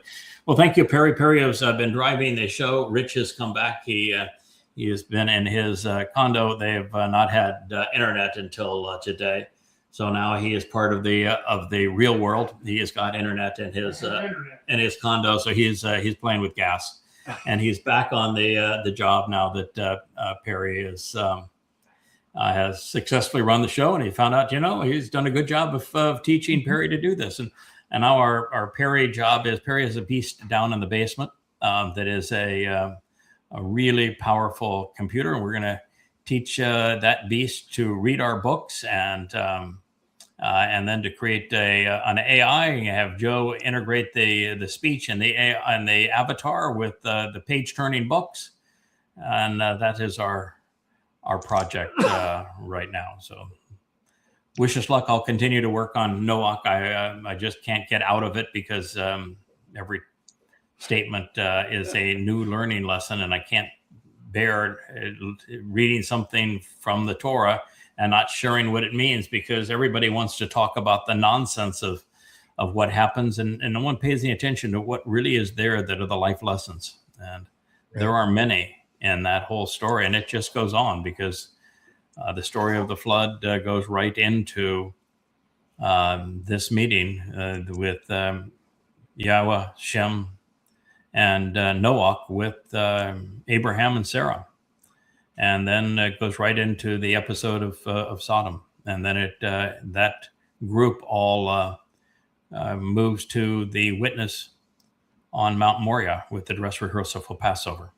So it's It's such a beautiful story.